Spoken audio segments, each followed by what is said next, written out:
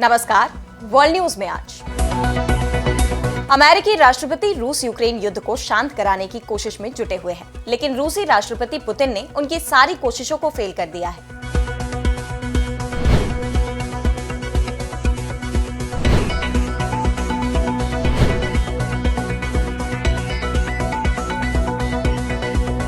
लेकिन अब पुतिन के रुख में बदलाव देखा जा रहा है। उन्होंने यूक्रेन से शांति वार्ता के लिए सहमति जाहिर की है। पहली बार पुतिन ने डायरेक्ट बातचीत का ऑफर दिया है। तो क्या अब थम जाएगा रूस यूक्रेन युद्ध? इस पर हम करेंगे विस्तार से चर्चा, लेकिन आइए जरा उन खबरों को भी देख लें जिन पर आगे होगी बात। टैरिफ वॉर के बीच चीन ने अमेरिका को दिया एक और झटका। अमेरिकी अधिकारियों पर लगाए प्रतिबंध। हांगकांग के मुद्दों पर खराब प्रदर्शन का लगाया आरोप। बांग्लादेश में मचा हड़कंप। 10 किलोमीटर अंदर पहुंची म्यांमार की अराकान आर्मी। यूनुस सरकार पर उठे सवाल। अफगानिस्तान में अमेरिका की वापसी की चर्चा तेज। मार्च में अमेरिकी प्रतिनिधिमंडल ने काबुल का किया था दौरा। पाकिस्तान की बढ़ी टेंशन। और चलते चलते में देखेंगे 30,000 फुट की ऊंचाई पर उड़ रहे प्लेन की छत में आई दरार को। इन सभी खबरों पर हम आगे विस्तार से करेंगे बात, लेकिन पहले एक नजर हेडलाइंस पर। सऊदी अरब के दौरे पर PM Modi. Crown prince Mohammed bin Salman से होगी मुलाकात। रक्षा सहयोग और ऊर्जा सुरक्षा समेत कई मुद्दों पर हो सकता है समझौता। पढ़ाई लिखाई से जुड़े फैसलों पर नियंत्रण चाहती है सरकार। हार्वर्ड यूनिवर्सिटी ने ट्रंप प्रशासन पर ठोका मुकदमा। अमेरिकी सरकार ने $2.2 अरब की फंडिंग पर लगाई है रोक।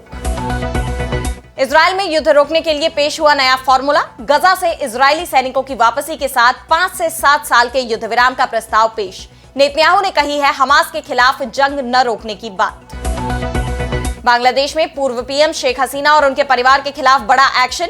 लॉक किए गए पहचान पत्र। हसीना समेत उनके परिवार के 9 सदस्यों को अब नहीं मिलेगी एनआईडी से जुड़ी कोई भी सर्विस।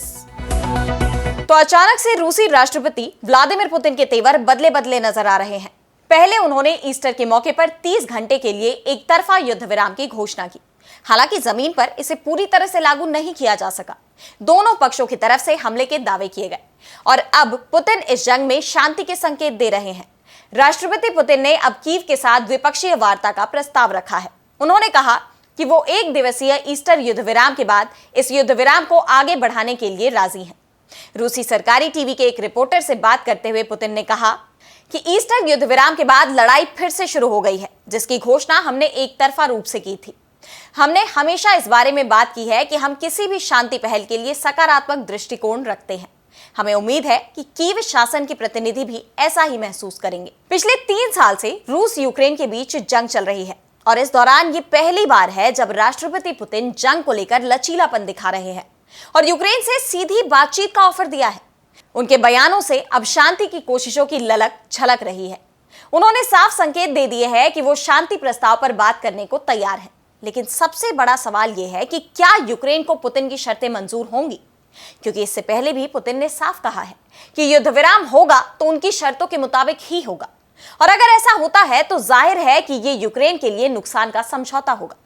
रूस यूक्रेन को नाटो का सदस्य बनाने का विरोध कर रहा है और यूक्रेन नाटो से सुरक्षा की गारंटी चाहता है।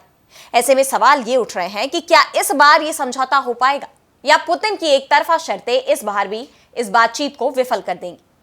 यूक्रेन ने पहले भी कहा है कि शांति के लिए पहला कदम बिना शर्त सीजफायर ही हो सकता है। वहीं दूसरी तरफ अमेरिका की कोशिशें भी जारी है। 23 अप्रैल को लंदन में यूके, यूक्रेन और अमेरिका समेत कई देशों के अधिकारी मिलकर रूस यूक्रेन युद्ध विराम पर मंथन करने वाले हैं। अब अमेरिका की ये कोशिशें कितनी सफल होंगी, ये युद्ध कब खत्म होता है, ये देखने वाली बात होगी। और अब बढ़ते हैं अगली खबर की तरफ, जहां हम बात करेंगे अमेरिका और चीन के बीच बढ़ रहे तनाव की। तो अमेरिका और चीन के बीच चल रहे ट्रेड वॉर में चीन ने अपना रुख और सख्त कर लिया है। पहले तो अमेरिका पर जवाबी कार्रवाई करते हुए 125% टैरिफ लगा दिया और अब अमेरिका के अधिकारियों, सांसदों और गैर सरकारी संगठनों के नेताओं पर भी प्रतिबंध लगाने का ऐलान कर दिया है, जिनके बारे में उनका कहना है कि उन्होंने हांगकांग के मुद्दों पर चीन की चिंता बढ़ाने वाले बयान दिए हैं। इसी साल मार्च के महीने में अमेरिका ने 6 चीनी और हांगकांग अधिकारियों पर प्रतिबंध लगा दिए थे, जिन पर आरोप था कि वे अंतर्राष्ट्रीय दमन में शामिल थे और शहर की स्वायत्तता को और ज्यादा नुकसान पहुंचाने वाले कामों में भी शामिल थे। जिन अधिकारियों पर प्रतिबंध लगाया गया था उनमें न्याय सचिव पॉल लैम, सुरक्षा कार्यालय निदेशक डोंग जिंगवेई और पूर्व पुलिस आयुक्त रेमंड सियू शामिल थे। चीनी विदेश मंत्री ने एक बयान में कहा कि अमेरिका ने हांगकांग के मामलों में गंभीर रूप से हस्तक्षेप किया है और अंतर्राष्ट्रीय कानून के सिद्धांतों का उल्लंघन किया है। चीनी विदेश मंत्रालय के बयान के बाद यह साफ है कि अमेरिका और चीन के बीच हांगकांग मुद्दे को लेकर विवाद गहराता जा रहा है। बीजिंग में चीनी विदेश मंत्रालय के प्रवक्ता गुओ जियाकुन ने अमेरिका की आलोचना करते हुए कहा कि यह हांगकांग के मामलों में गंभीर हस्तक्षेप और अंतर्राष्ट्रीय कानून का उल्लंघन है। उन्होंने चेतावनी दी कि हांगकांग चीन का आंतरिक मामला है और किसी भी बाहरी दखल का चीन सख्ती से जवाब देगा। ये ताजा विवाद ऐसे वक्त पर आया है जब अमेरिका और चीन के बीच व्यापारिक तनाव पहले से ही चरम पर है। चीन ने तमाम देशों को चेतावनी भी दी है कि अगर वो अमेरिका से ऐसे व्यापारिक समझौते करते हैं जो चीन के हितों के खिलाफ हो, तो चीन उनके खिलाफ कड़ी कार्रवाई करेगा। और अब अगली खबर में बात करेंगे बांग्लादेश की। तो म्यांमार के उग्रवादी संगठन अराकान आर्मी ने बांग्लादेश की सीमा में 10 किलोमीटर अंदर घुसकर एक समारोह में हिस्सा लिया, जिससे बांग्लादेश की सियासत में खलबली मच गई। ये घटना 16 और 17 अप्रैल को बांग्लादेश के बंदरबन जिले के थांची इलाके में हुई। हैरानी की बात है कि वर्दी पहने और हथियारों से लैस अराकान आर्मी के सदस्यों को बांग्लादेशी सेना या बॉर्डर गार्ड बांग्लादेश से कोई रोक टोक नहीं झेलनी पड़ी। अराकान आर्मी, जो म्यांमार के रखाइन प्रांत में आजादी के लिए वहां की सेना से लड़ रही है, उसने स्थानीय आदिवासी समुदायों के साथ मिलकर वाटर फेस्टिवल मनाया। इसके राजनीतिक संगठन यूनाइटेड लीग ऑफ अराकान ने भी इस आयोजन में हिस्सा लिया और सोशल मीडिया पर वीडियो डालकर इसका प्रचार भी किया। बांग्लादेश जमाते इस्लामी के नेता और पूर्व सांसद मियां गुलाम परवर ने इसे देश की संप्रभुता का उल्लंघन बताया। उन्होंने सरकार, बॉर्डर गार्ड बांग्लादेश और सेना से सवाल किया है कि ऐसी घुसपैठ कैसे हो गई, देश को जवाब चाहिए। ये घटना तब हुई जब बांग्लादेश की सेना कथित तौर पर अमेरिकी योजना के तहत म्यांमार में ऑपरेशन की तैयारी कर रही थी। बंदरबन, जो म्यांमार के रखाइन से सटा पहाड़ी इलाका है, ये रणनीतिक रूप से काफी अहम है। अराकान आर्मी ने रखाइन के ज्यादातर हिस्सों पर सितवे समेत 3 शहरों को छोड़कर कब्जा कर लिया है। इस घुसपैठ ने बांग्लादेश की सीमा सुरक्षा पर गंभीर सवाल खड़े किए हैं। सोशल मीडिया पर लोग इस घटना पर हैरानी जता रहे हैं। और अब अगली खबर में बात करेंगे अफगानिस्तान की। तो अमेरिका एक बार फिर अफगानिस्तान में वापसी करने की तैयारी में है। जब से यह खबर सामने आई है, पाकिस्तान परेशान है, क्योंकि अगर ऐसा हुआ तो हिंदुस्तान के पड़ोसी मुल्क पाकिस्तान की मुश्किलें बढ़ सकती हैं। बता दें कि साल 2021 में अफगानिस्तान से अमेरिका की वापसी हो गई थी और अफगानिस्तान पर तालिबान का कब्जा हो गया था। इसके बाद जब अमेरिका में बाइडेन शासन था, तब अमेरिका ने तालिबान से दूरी बनाकर रखी, लेकिन ट्रंप प्रशासन तालिबान से बातचीत कर रहा है।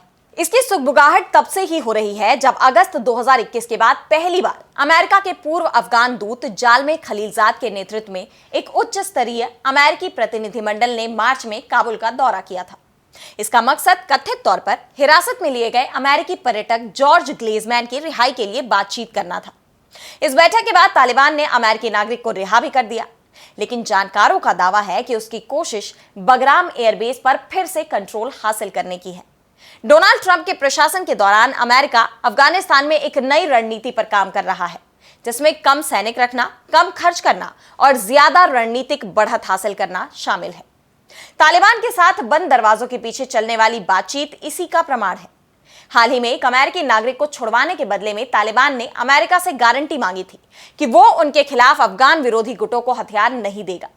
इस बातचीत के दौरान ट्रंप प्रशासन ने बगराम एयरबेस को फिर से अमेरिकी कंट्रोल में लाने की बात कही। अगर तालिबान शासन एयरबेस को अमेरिका के हवाले कर देता है, तो यह अमेरिका को अफगानिस्तान और इसके आसपास के क्षेत्र में फिर से फॉरवर्ड ऑपरेटिंग पोजीशन पर ला देगा। डॉन के एक लेख के मुताबिक बगराम एयरबेस को फिर से कंट्रोल करने का अमेरिका का मकसद ईरान और पाकिस्तान पर रणनीतिक लाभ हासिल करना है। पाकिस्तान ऐतिहासिक रूप से तालिबान का समर्थक रहा है, लेकिन अब उसे एक कठिन स्थिति का सामना करना पड़ रहा है। पाकिस्तान और तालिबान अब दुश्मन बन चुके हैं। तहरीके तालिबान अफगानिस्तान से पाकिस्तान पर हमले कर रहा है। इसके अलावा बलूचिस्तान और खैबर पख्तूनख्वा में अलगाववादी और आतंकवादी गतिविधियों की वजह से पाकिस्तान पर अंतरराष्ट्रीय दबाव भी बढ़ा है। अगर अमेरिका बगराम लौटता है तो पाकिस्तान को दोहरा नुकसान होगा। पहला ये कि क्षेत्र में अमेरिकी प्रभाव फिर से बढ़ जाएगा, और दूसरा कि तालिबान पर उसका नियंत्रण कमजोर हो जाएगा, जिससे उसकी जियोपॉलिटिकल स्थिति और खराब हो जाएगी। यही वजह है कि जब से पाकिस्तान को अमेरिका और तालिबान की बढ़ती नजदीकियों की खबर लगी है, पाकिस्तान परेशान है। और चलते चलते में बात करेंगे 30,000 फुट की ऊंचाई पर उड़ रहे प्लेन की छत में आई दरार की। तो कई लोगों के लिए फ्लाइट का सफर बड़ा मजेदार होता है, लेकिन जरा सोचिए कि आप एक फ्लाइट में यात्रा कर रहे हो, जमीन से 30,000 फीट की ऊंचाई पर हो और अचानक बीच हवा में प्लेन में कोई गड़बड़ी आ जाए या आपकी प्लेन की छत ही उड़ जाए तो क्या होगा? उस वक्त आपकी हालत खराब हो जाएगी या हो सकता है आप इसकी कल्पना भी ना कर पाए। ऐसा ही कुछ डेल्टा एयरलाइंस की एक फ्लाइट में सवार यात्रियों के साथ हुआ, जब उन्हें विमान की छत को थामने के लिए मजबूर होना पड़ा। इसकी वजह यह थी कि विमान का अंदरूनी हिस्सा अचानक ढह गया था। न्यूयॉर्क पोस्ट की एक रिपोर्ट के मुताबिक डेल्टा एयरलाइंस की एक फ्लाइट एटलांटा से शिकागो जा रही थी। जब विमान 30,000 फीट की ऊंचाई पर था तो प्लेन की छत में दरार आ गई।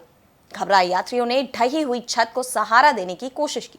इसके बाद प्लेन क्रू ने बड़ी मुश्किल से डक्ट टेप की मदद से टूटी हुई छत को चिपकाया और हालात पर जैसे तैसे काबू पाने में कामयाब रहा।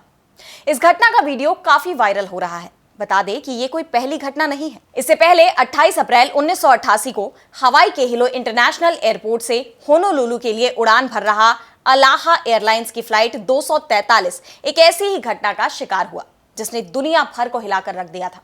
आपको जानकर हैरानी होगी कि 24,000 फीट की ऊंचाई पर अचानक इस विमान की छत का एक बड़ा हिस्सा हवा में उड़ गया। विमान में 89 लोग सवार थे। इस घटना में एक flight attendant Clara Bell Lansing की जान तक चली गई। वो छत के गायब होने के बाद हवा में ही उड़ गई। ये घटना काफी डरावनी थी। तो आज इस वर्ल्ड बुलेटिन में इतना ही। देश दुनिया की तमाम बड़ी खबरों के लिए बने रहिए डीबी लाइव के साथ और मुझे दीजिए इजाजत। नमस्कार।